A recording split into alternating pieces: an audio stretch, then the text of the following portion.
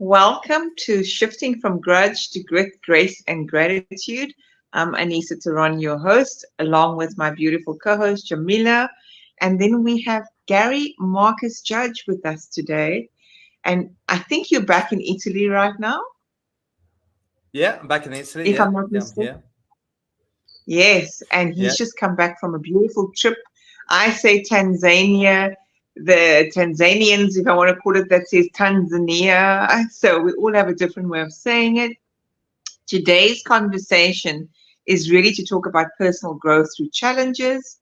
And Gary has navigated some complexities around living abroad, learning new languages, and embracing cultural differences. So I think it's pretty apt that he's just come back from a trip where he'll maybe share with us those cultural differences as well.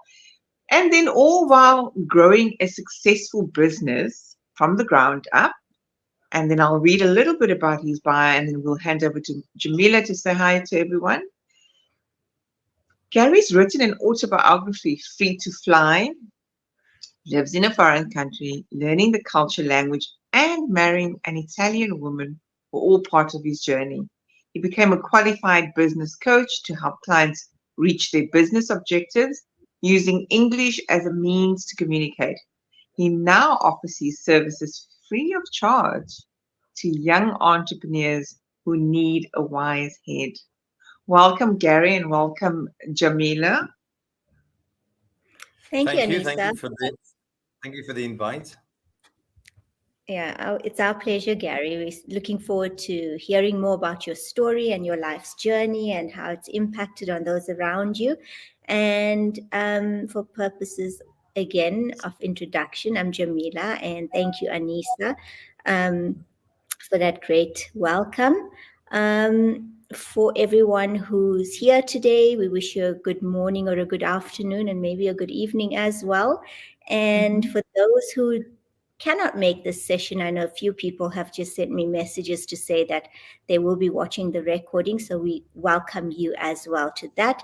And Gary, I hand over to you now. We're really looking forward to hearing your story. So welcome to Grit, Grace, and Gratitude. Well, thank you very much for the invitation. Thank you, Anissa. Thank you, Jamila. I'm Gary Marcus Judge. I'm originally from the UK. I was born in the UK and I now live in Italy. I work as an executive coach, a business coach. I have run my own business, my own language school for 25 years. Got married to an Italian woman, as Anissa mentioned before. I say that is important because we didn't speak the same language. So she was speaking Italian and I was speaking English. So you can imagine our communication at the beginning was very, very difficult. 3 beautiful children came along and they've grown up now. 2 in the UK, one's here. The last one's here in Italy with us. And yeah, life hasn't been an easy ride. And so when Anissa said about the words that are emblematic of her podcast was grudge, grit, grace, and Great. gratitude. Yeah, grace and gratitude, right? Those are Yes, the 4 that's words. right. And those words actually just sort of hit home because I said, well, that's how I've been living my life basically from the beginning, where grudge was it was just grudge. It wasn't the rest of the gratitude and grace came along later, but there was a lot of grudge because I always felt there was injustice. So I'd been unfairly treated, and you carry that grudge like a big boulder on my shoulder through life, and it sort of held me back. And I didn't know it at the time. But now I look back, having worked on myself, I see those are big moments in my life where things shifted to get to where I am today, a very grateful person. Gary, but when did you get that insight around when you were in this grudge, resentful state? When did you get the revelation that you needed to shift out of the grudge state? And what was the catalyst or the event or the circumstance? And Gary, I think just around, keeping in yeah. also before you answer, is this something that, like, do we find ourselves in that grudge state when we, in our younger years, we're just starting off, we've come off from school and university and all the rest of it, and you feel like it's the whole world against you? Or do you find that this moves to different phases of your life?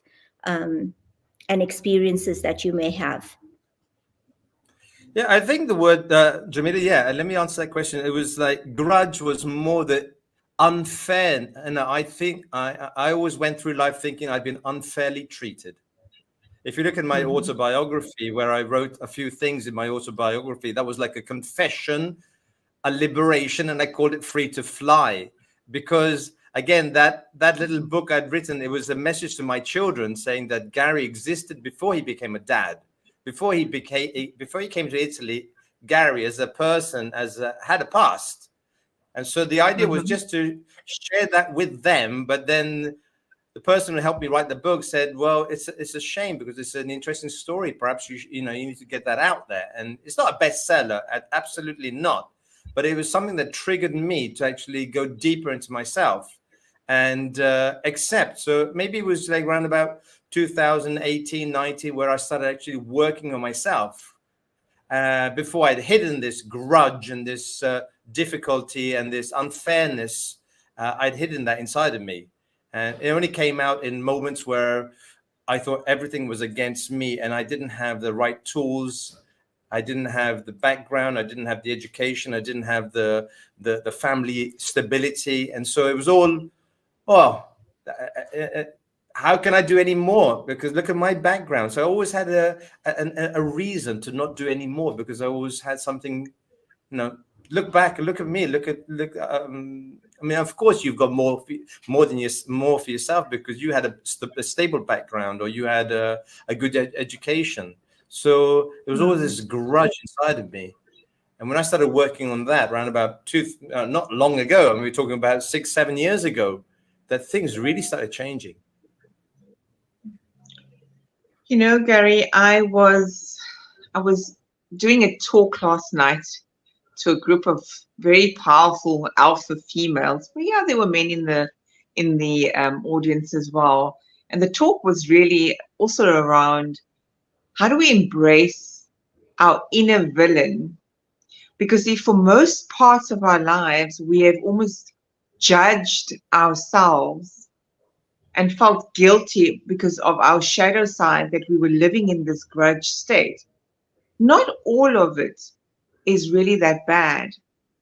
Some of those experiences is very much what shaped us. So what I'd like to ask you is, what of these experiences was the most pivotal ones that have shaped you, that also was allowing you to get out of the grudge state? Yeah, I think the grudge was, it was always something that I felt towards my father mainly because he was a very disciplinarian, very strict, very aggressive. We lived that kind of background. And so I always felt like I didn't want to be like that. That's not the way I want to approach the world, but that's the way I was brought up. That's the way we that was the environment we lived in.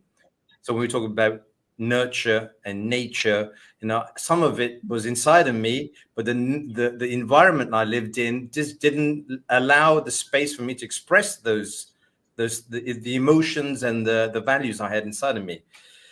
And so I look at some of this grudge and I think, okay, what did my dad give me really? Because I always gave him the blame. I always said it was him. I was always held back. I didn't have the right tools, environment, etc. But when I look back at it, he gave me the strength. He gave me that non-victim, like, don't be a victim. No one's going to help you. Just get up and do it. You're going to have to do that. So he gave me also the impetus to be a risk taker. I'm a risk taker. That's why I'm an entrepreneur, because I take risks.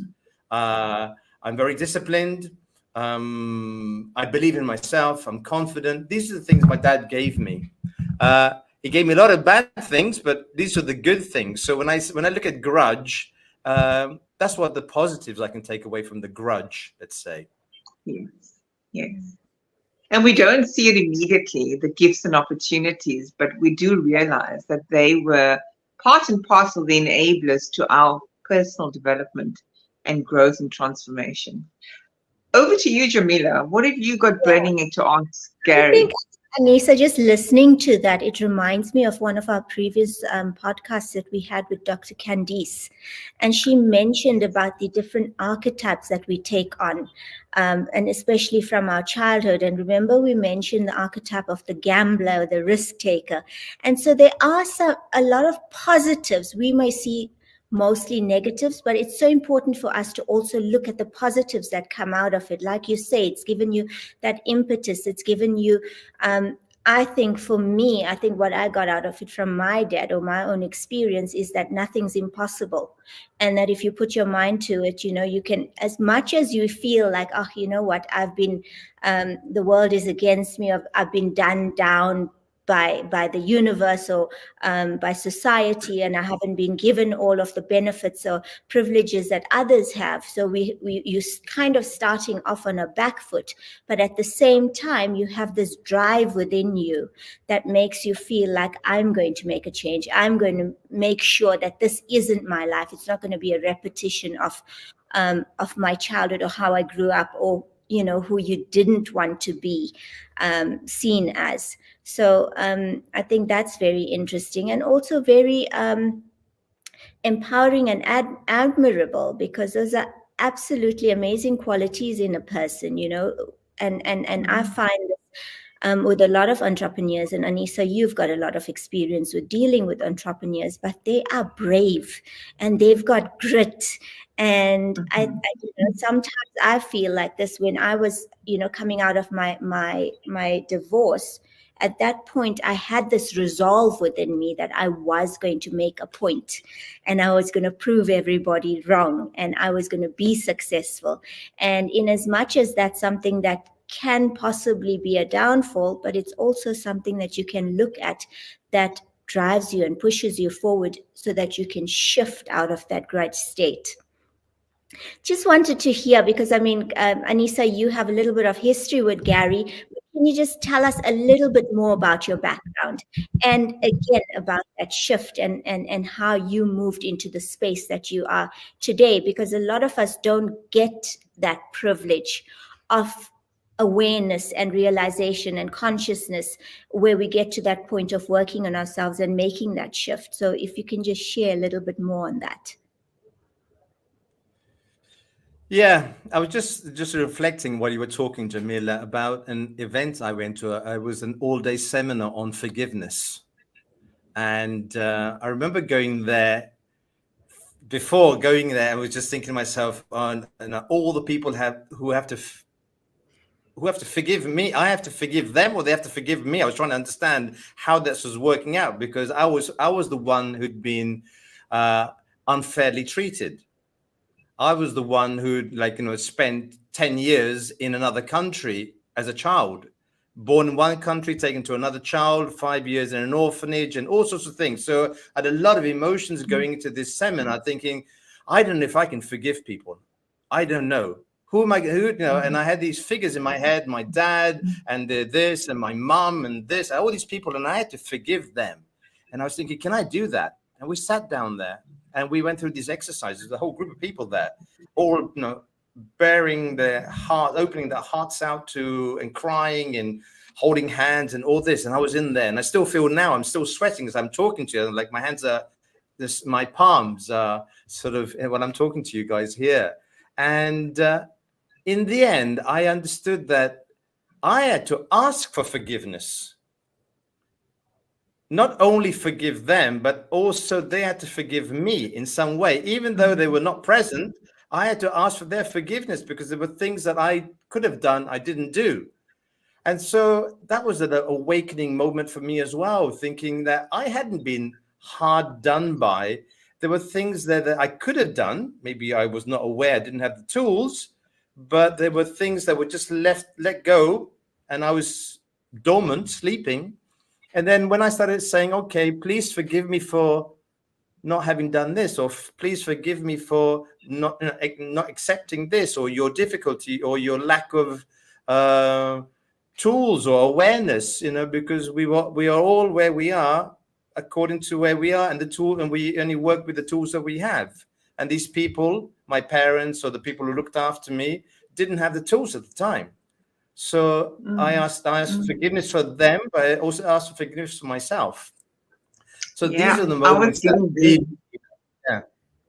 yeah. I wanted to get there, you know, because I hear you talking about forgiving others and them forgiving you, but it was like, okay, but I'm not hearing something more important from my perspective is we can only shift out of a grudge state towards others if we've started to forgive ourselves in the way that we've showed up, or in the way that we've allowed others to treat us, or in the way that we've given away our power, whatever the context is, Gary.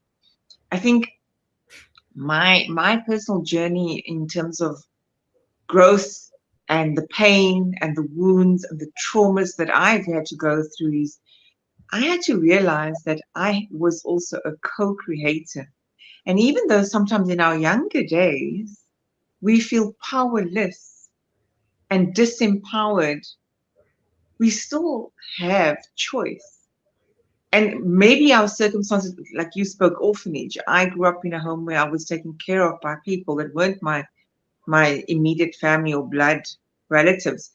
But if I look back then, all those experiences, once again, it's who I am today. So today I'm actually very thankful and grateful, but I couldn't get there, Gary, or none of us can get there until we realize the role that these people play in our transformation, in elevating us to the next level of our consciousness. Just as Dad, for you, Gary, there were all those not so great things, but it's also, I'm very sure your kids will say you're a phenomenal dad because you wanted to be a bit more conscious in how you parent and raise your kids.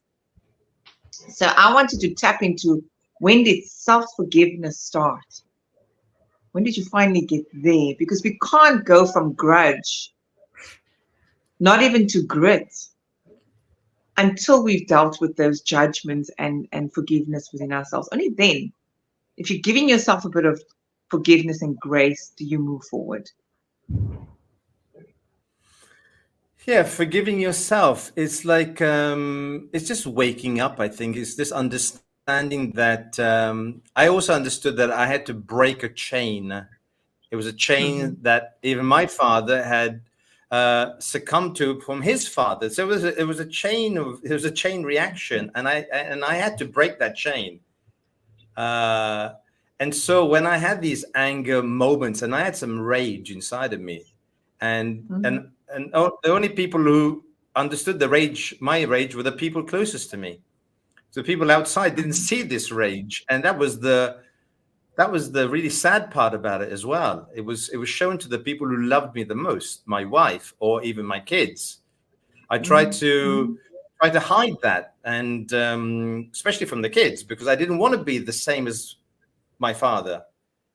So I hid that from them, but my wife actually felt the full force of that until things really got to a point where everything was just going to explode, and I was going to be left with nothing. That I actually took the situation into hand and started working on myself and trying to understand what is anger management, what is rage control, and all that. So a lot of forgiveness. I forgive me now. Self-forgiveness. I understood that I didn't have the means, I didn't have the tools to understand all of this.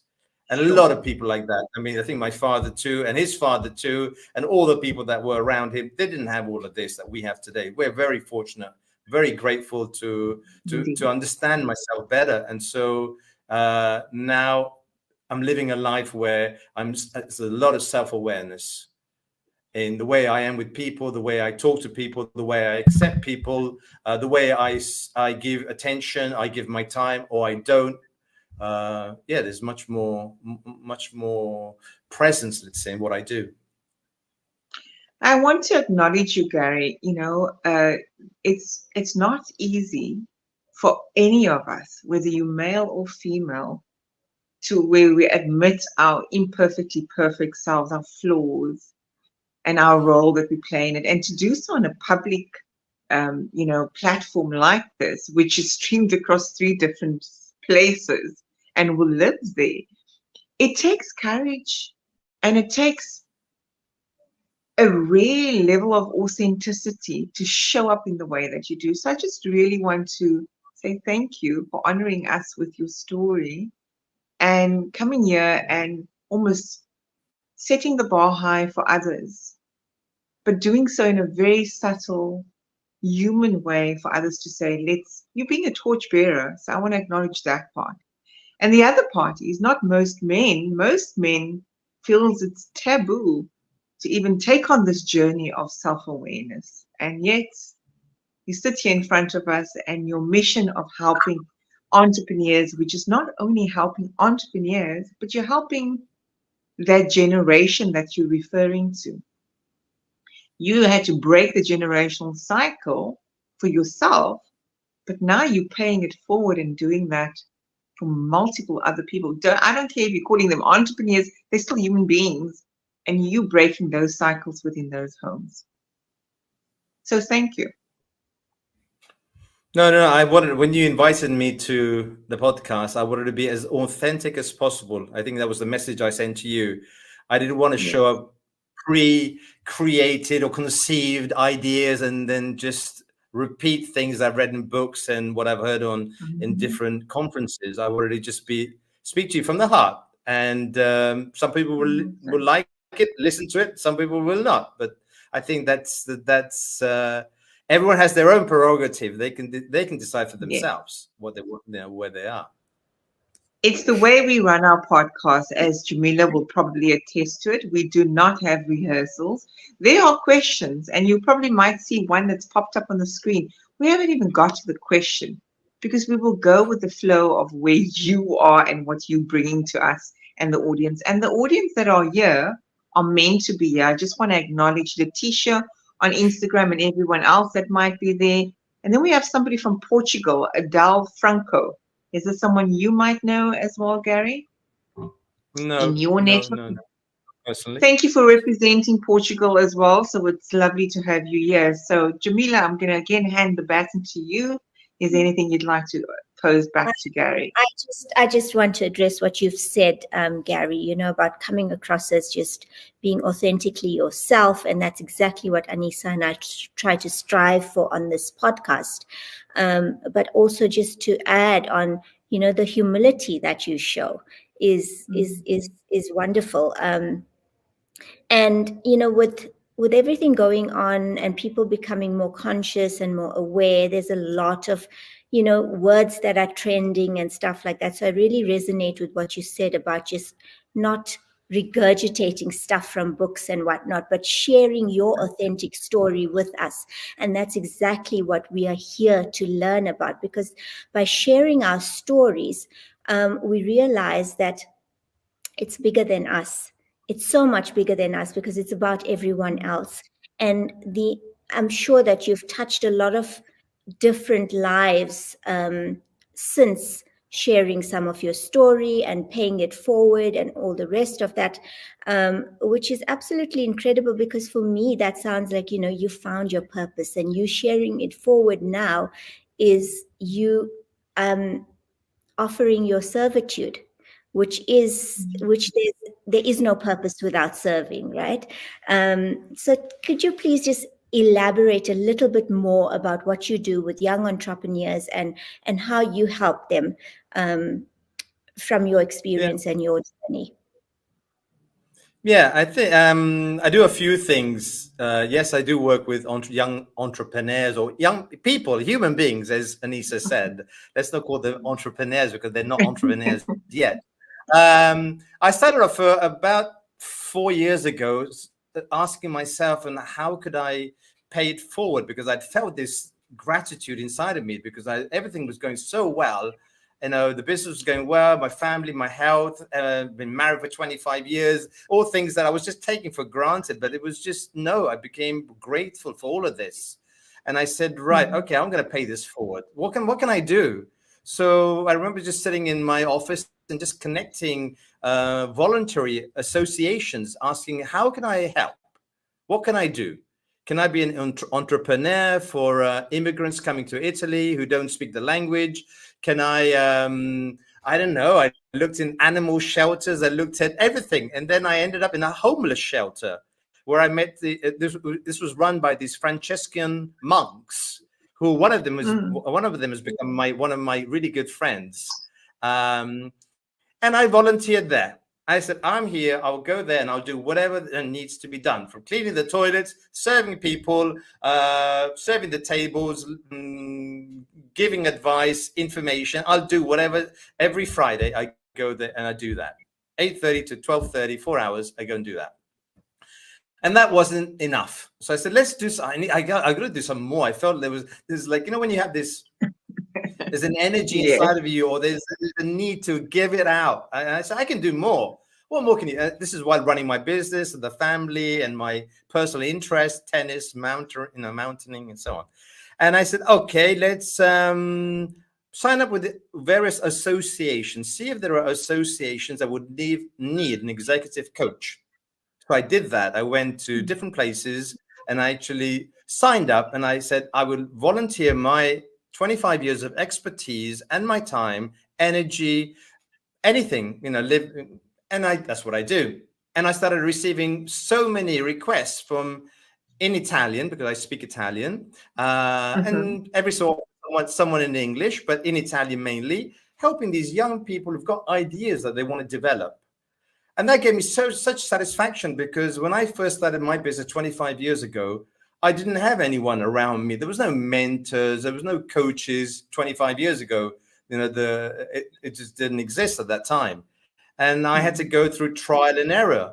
Try this, wrong, go back, do that. And so I've got a lot of experience of running from a startup to bringing a company to like a mid-sized company, going through difficulties, recruiting, and so on. So that's what I do. And I get people online who come along, and I stay with them for about a month, 6 weeks.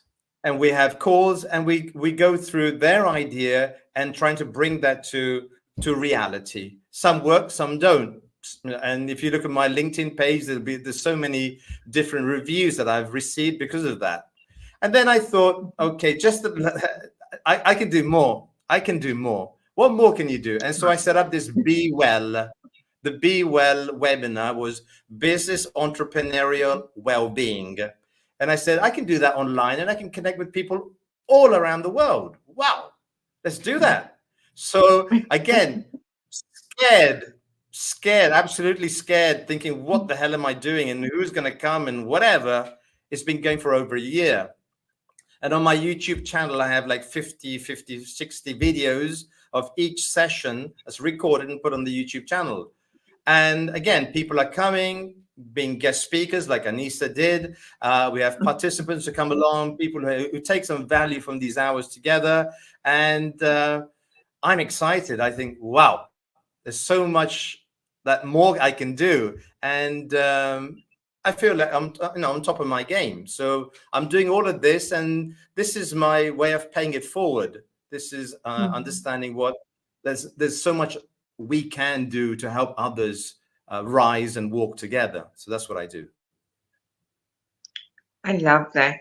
I love it. I think that it's certainly something that I have just learned is to say, go and move forward. I love the idea of phoning these institutions, because we always feel we have this burning desire to do more, but we don't act upon it. And so you've given some nice ideas to act upon it. And I always say that 80-20%, like 20% of my work I should be doing, at least pay it forward. I'm being mindful. I'm a single mom. I can't give away all my time. But I do feel that the more you give, the more you receive. So I want to ask you, who are your allies?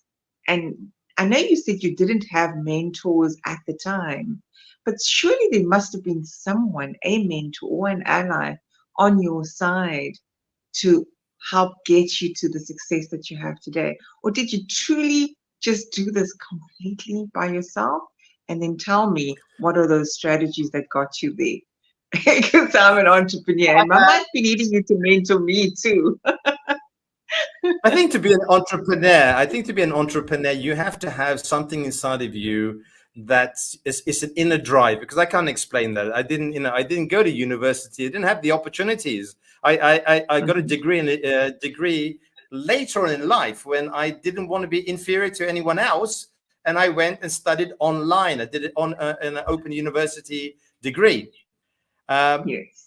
But it was inside, from a very young age. I remember, coming to the UK when I was about 10. I was brought to the UK at 10, 11. I was like already delivering newspapers, and I was already working the milk round and working in shops to make some money, and in the summer working on farms. And so I had this inside of me, this desire to be financially independent of my parents, who couldn't help me anyway. But I had to have my own independence, financial independence at the time.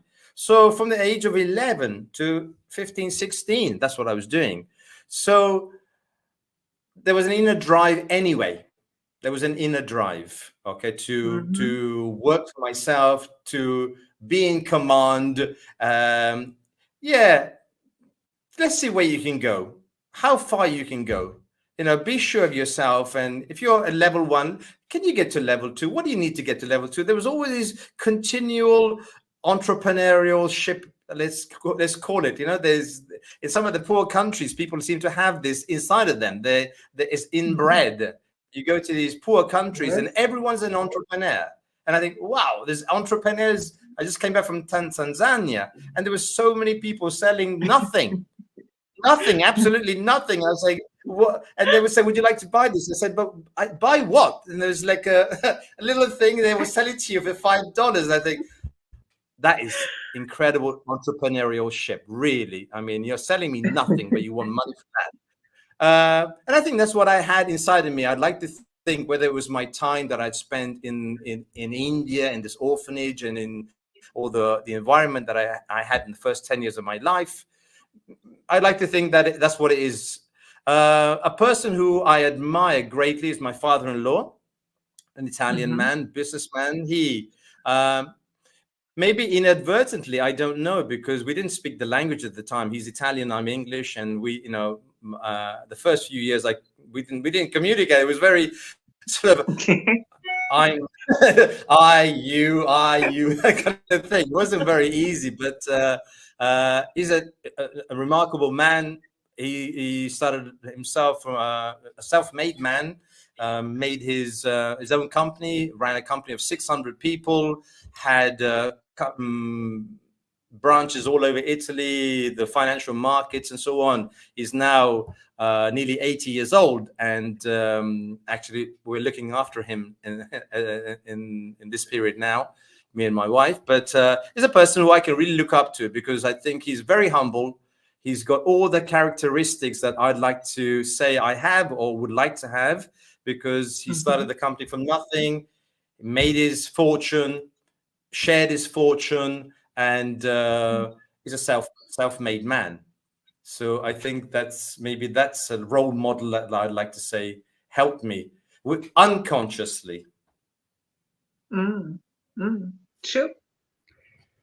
Gary, Anissa, we're all parents here, and I'm listening to your story of when you were young and how you had to try and start making money for yourself.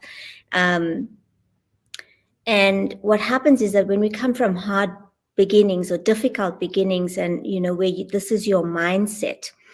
I know I often used to think that when I make it, when I'm successful in my life, I'll make sure that my son or my daughter has this and that. And that's a very dangerous trap that we can fall into as parents, because it's so important for us to teach our children the value of hard work, the value of money, and to be able to respect it. What has your upbringing, how has that upbringing and that mindset impacted on who you are today and the parent that you are?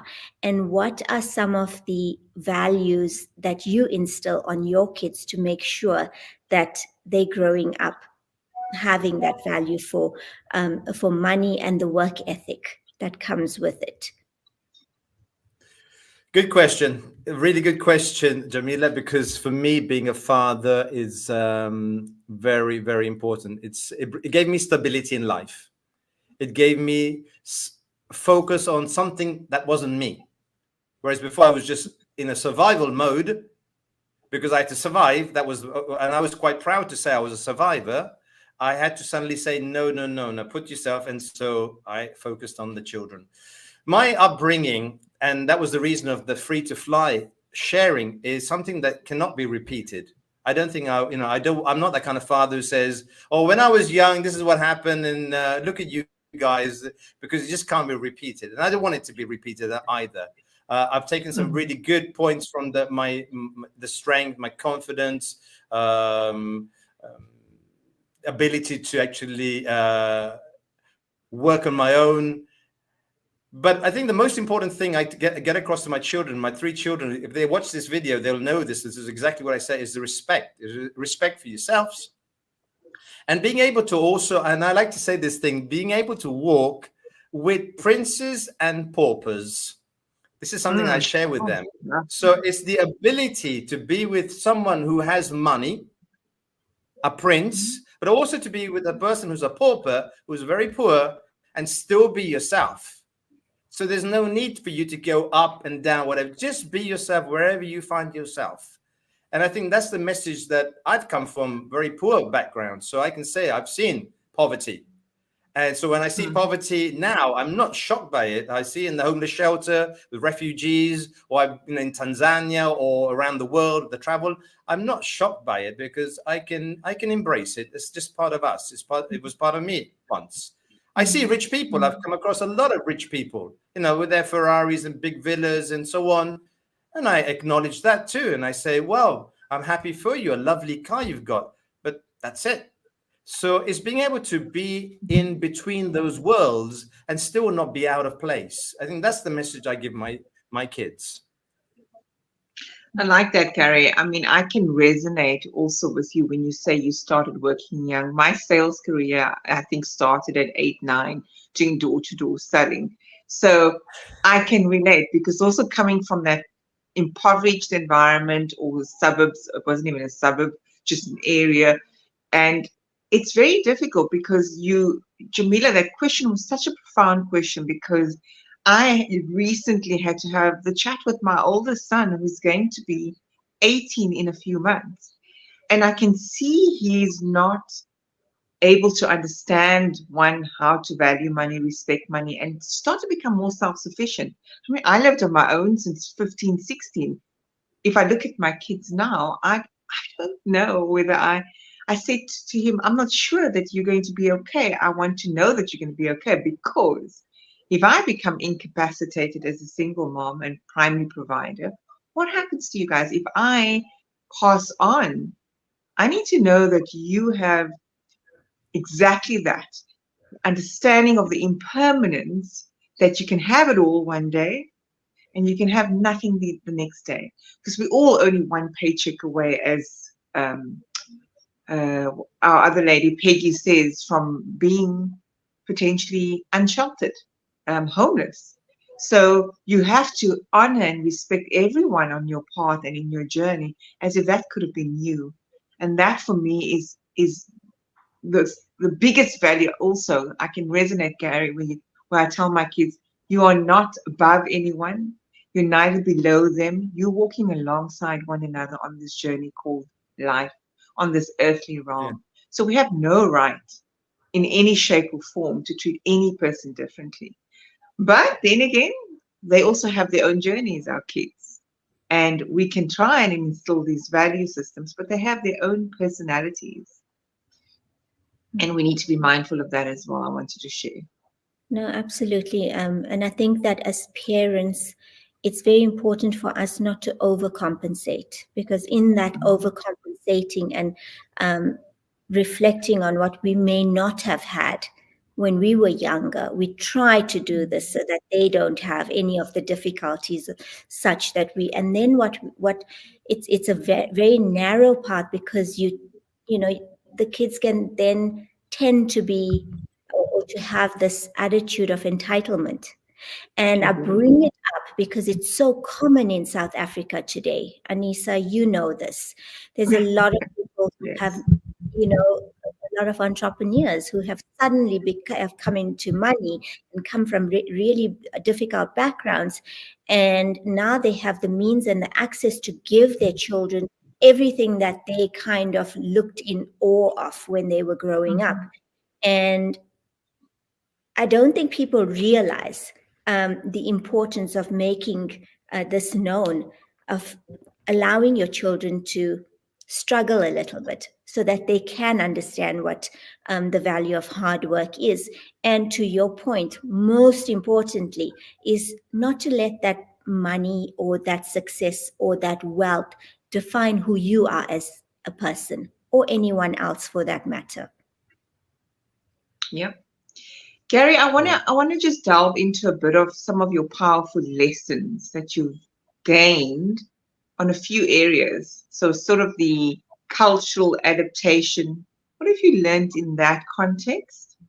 And then also how that contributed to you, not only on a professional level, as a human being, as a person, just you being Gary. How did this help you? Well, definitely. When I first came to Italy, I didn't speak the language, and when I opened my business as well, I had some real difficulties because I was trying to sell a company, sell your services, not speaking the local language, which wasn't very easy at all. You can imagine trying to sell something. And so I remember one of the appointments that I went to, and it still it makes me laugh now, but at the time was like really quite scary. Was I went to this? I was given an appointment in a big company. I just opened a language school and had this appointment on the Monday. And over the weekend, I said to my girlfriend at the time, because we weren't married, and I said, can you just help me just do some role playing Italian? Because on Monday, I've got this massive appointment and I really want to close it. And she said, yeah, okay. But she didn't have the patience, you know what women are like. And so after a while, I said, just pretend, ask me some questions, and she would ask me some questions. Then I would say in broken Italian, in English, whatever. And it was a complete disaster. The preparation just wasn't enough. On the Monday, went for the appointment, and the appointment was a disaster completely. The guy who was supposed to make decisions didn't understand what I was trying to do. I didn't understand anything. I came away with my tail between my legs, and I said, no, this is not going to work. This is not going to work. And so that was a big realization that if you live in a foreign country, you got to speak the language. So I went and I enrolled straight away on a course, and I studied Italian, and I became adept at speaking in Italian because I went for the whole year, in school in the morning and working in the afternoon. So that was a big realization. If you're going to be in a foreign country, you better know the language. Yeah. Cultural wise, I mean, Italy is quite a complex country. From the food, from the fashion, from the community, because it's very still old style, big families. And I was used to quite running on my own. I was like a lone wolf. And so when I met my wife and they had this big, enormous family, I just suddenly felt overwhelmed by all of these people. I just thought, I can't do this. I said, I want my own space, my own unit. And so I had to really fight for that, to understand how I could be with the expanded family, but also with my family. So my family had to have my values, the way I saw life, the way my background and so on, but also be part of a big extended family. They were things that I found very difficult at the beginning, living in Italy. Wow. Jamila, anything you want to ask around that cultural adaptations? Just a comment. For me, it was the complete opposite, because and from our experience here is that we have these huge families that we already grow up in, and also that extends to the community. I come from a very small little town, coastal town, and growing up, everybody took accountability for everybody else and their children. So it was wonderful to experience. It was wonderful because it kept a lot of people a lot of youngsters out of trouble. But it also felt really lovely and safe. And I tend to reminisce about this a lot nowadays, because after my divorce and moving to Johannesburg, it's just become my son and myself, which is kind of the opposite experience of what you've had. And I guess both have their advantages and their disadvantages. But for me, I think it's just all growing parts and patterns. And what is your experience now of being in this huge family, and how do you feel about it compared to when you had first just gotten into it? In a strange, when I got married, I was like, even that was not planned. It was just something. Just I don't know what happened. Sometimes this life happens when you're making plans to do other things. Like, I just got married to this Italian girl, married, and again, I think unconsciously I was looking for stability. I'd been traveling around the world. I'd come to Italy with a backpack. I'd been in the wilderness, let's call it. I call it the wilderness years, because I didn't really know what I was doing, where I was going, and where this was all going to finish. I didn't have any idea. I was going to hit rock bottom, and then I was going to come back up again. And maybe I did. Wow. And so when I got married, beautiful day. I had a brilliant day. I remember I even said that to my wife, that day was such a special day. And that's exactly what I wanted to do. I wanted to get married that day, but I didn't realize what marriage meant. So like about 3 or 4 days later, I just realized what I'd done. And I said to my wife, I think I made a mistake. And she said, what do you mean? I said, I don't think I can do this. And I said to her, I said, I don't think I can do this. I said, because I had a great day. We had a great party and everything like that. But now this is becoming like really serious. I've got to really commit to this. And she said, well, you've been running away for your whole life, Gary. You've been running away from everyone, from everything. It's about time you matured. And I thought, oh my God, it was like really wake up calls. And so for me, the family was my stability. I was unconsciously looking for this. This is what I needed. And when the first child came along, my daughter, Abigail, when she came along, that was it. That just gave me my foundations. And I started from there. And I said, now you're not one of these wanderers, going around. You've got to stop. And so that's what happened. So that was my introduction into marriage, let's say. So we have, I think we have 10 minutes remaining for our podcast. I can't believe every time we're just getting into the gist of it. But I want to ask you, Gary, family life, work life, business, friendships, just all of it.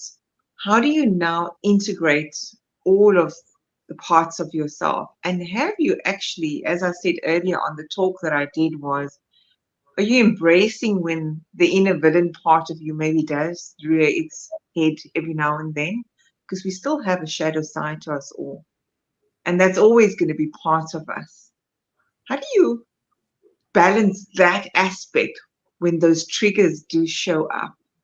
Because we can't also be perfect all the time and expect things to be happy all the time. Any tips or suggestions? But I want you to, like you did earlier on, get real and raw. Tell us about some of those moments. Get real and raw. Yeah. The inner villain was the dark side of me, the one that could go from 0 to 100 in that was it. Yeah. I would just take off, and there was like you're lighting a piece of paper and you couldn't stop it. I didn't know myself. I was just out of my own self. It was like some demon had just possessed me and would take me to another place where I was capable of doing anything, and I wouldn't even know I'd done it. And then I'd come back down tired and asking for forgiveness, and just saying, well, what's the big deal? But by then I just burnt all the ground around me. So that was the kind of stuff I was really into. I mean, but that was, and my poor wife at the time just couldn't understand it because she came from a different background. She just didn't understand what was a problem here. But it was like, you know, it was reaction rather than responding. It was like reacting to things that probably happened to me when I was 3, 4, 5, 10. I don't know. All that was all put into that one moment, and boom, it's gone. And so I was like a walking dynamite, you know, like or a grenade waiting to explode. And it was very, and it was very tiring. It was also exhausting, really, because sometimes I'd come away with that so tired. I would like to think I've got that under control now. Okay. I have it inside of me. I'd like to say that it's not aggression anymore. It's more being assertive. I know what I want. I'm less tolerant than I used to be, because now I stop things in the bud before things blossom and then say, oh, it's too late. So I stop it straight away, whether it's a relationship, whether it's a working agreement, whether it's an invitation to somewhere I don't want to go. I will make things clearer, even with my wife. Whereas before I would just go with the flow and then be in a situation and then think, I don't want to be here, and then explode. That's what used to happen. Now I say to whoever, I say, listen, this is not for me. I'm going to go with whatever happens now rather than actually develops into something bigger later on. So that was an awareness moment for me as well. So, yeah, I think the inner villain is under control now.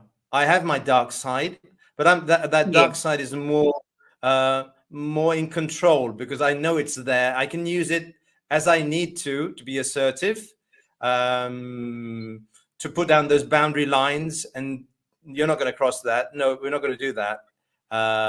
So I'm much more aware about that. I'd like to think that that's how my inner villain is playing its part. It's either feeding the bad wolf or the good wolf. So you're not giving the bad wolf that much attention anymore, which I like what you're saying there. Yeah. Jamila? I think, Anissa, also, you know, we so focused on putting boundaries out there for people not to take advantage, but it's so important for us to bring that within and place boundaries for ourselves on what we can be tolerant of, on what we will accept or not accept, on not allowing something to go beyond a certain point. So that's so important for us. But I also just want you to just go back a little bit to, you know, you mentioning about the marriage and then about a few days later and saying that you don't know whether this is for you or not. Do you think that was just your form of protection to self-protect? And it finally came to a point where you then realized that you were in a safe space and it was okay for you to let down all the guards that you had around you, all of the, you know, the bars that we put up around ourselves, because you had finally got to this place with this amazing woman, and you had that wedding day for a reason, because I think you might have felt that. Is it then that you felt for the first time, or I don't know, maybe this just was subconsciously, then you realize that it was safe for you to be in this space. It was safe for you to expect happiness for yourself. It was safe for you to be loved and to love. Yeah. I think that happened when my first child was born. I think that's, I felt like there was something that had to be done by Gary that was bigger than just himself or getting married or running away, because I'd always run away, because if I couldn't handle the situation, the relationship, I'd just leave. I'd just get up and go. There's no big deal, whether it was a girlfriend relationship or it was a job, whatever. I just get up and go. And then when I couldn't do that, when that first child arrived, I couldn't just get up and go, and didn't know what a father had to do. I remember even the nursery rhymes or the child's stories, didn't have any idea. So I'd sing them. I learned Hotel California. I put her to sleep on singing Hotel California or something like that, because I didn't know any of the nursery rhymes or whatever. So I had this special relationship with her, with this daughter of mine. And I gave her everything. All my love went into her, and I just extracted as much as I could from her, because it was that innocent love. It was just like unconditional. There was nothing in it. There was nothing in between it. And I think that's where I really started actually understanding that I'd found my place. That's absolutely incredible and so admirable. And I say this because I want you to acknowledge and to hold this to your heart, Gary, is that not every father does that. Not every father has that realization of that unconditional love and the place that they hold, or the special place that they hold in their child's life. And I'll say this to you because of personal experience. So when I hear you say this and acknowledge this, it's not to be taken lightly. It's not to be taken for granted. It's not something that just automatically happens in anyone's life. And I'm not going to, just keep this to a father. I can extend this to moms as well. But just a shout out to you, that you stood up, you took responsibility, and you played your part as a father, as a husband, I'm sure. And also now to all the people that you are helping and paying it forward to. So I do acknowledge you for that. Yeah, I want to echo that sentiment. What we were saying before about is, I think Anissa said before, we can't tell people how to live or what to do. We can't do that. But what we can do is embody what we say, how we are. And hope that other people around who cross our paths see this, whether it's unconditional love, whether it's acceptance, whether it's whatever it is, it's emotional regulation, all the things that I didn't have under control, didn't have absolutely. Mm-hmm. So if someone sees me now and they see something in me, whether it is, they say, "Oh, how's that guy able to manage this situation so calmly?" I hope they take something like that away and say, well, maybe the next time I'll try and be like that guy I saw back there in that traffic jam and be calm. Okay. So I think that's all we have to do is to pay it forward is to be it. Yeah. Gary, I must tell you that I echo Jamila's sentiment, because I have a lot of conversations with my kids in terms of what their dad can or cannot extend to them. And he cannot extend it to them because he doesn't know how to extend it for himself. So I think you've just got an awareness and a consciousness and a willingness, I would say, to want to be accepting of where you need to grow, learn, and evolve. And also, let's not forget unlearn. Because the reason why your bad wolf isn't as loud as it is, you had to unlearn that way of being and become a new integrated person. And I always say the villain is never going to leave us. It's another way is our saboteurs and how we sabotage ourselves or our relationships. But it's how we just are willing to unlearn some of those patterns, that deep-rooted conditioning and beliefs that are attached to these old constructs of our lives. And we were chatting at this event last night, one of the moms, and she said she was getting agitated with her kid because her kid is so assertive and so spirited. And she had to realize, but this is her kid's essence. And so the way we show up can also impact our children's essence because of our unhealed traumas or wounds. But when the awareness comes there, I talk to my kids often to say, do not be in judgment if somebody is not giving or you're not on the receiving end of what you would have expected from that person. They're only giving from their lens. So from my side, I want to acknowledge you again and thank you. This has been an absolutely wonderful conversation. And I'm grateful that you graced us with your presence, with your authenticity, and you were willing to be as open as you are. And it's commendable that the work that you're doing. And I look forward to more conversations in the future with you. Well, thank you, Jamila. Thank you, Anissa, for the invitation. It was nice talking to you. I just wanted to be as authentic or open as possible, really, because this is exactly how I think conversation should be. If the other side is willing to listen to the conversation, because that's also very important. It's a two-way dialogue. Yes. Yeah, no, we thank you again, Gary, for just showing up as who you are. And that's what this podcast is all about. We're just here as human beings sharing our experiences and learning from each other. And what you've brought across so brightly is your humility. And I love that about today's talk over and above everything else. You've accomplished so much. You've gone through so much in your life. And you're here at a point where you are again saying, what more can I do? And what more can I do? And with the utmost humility.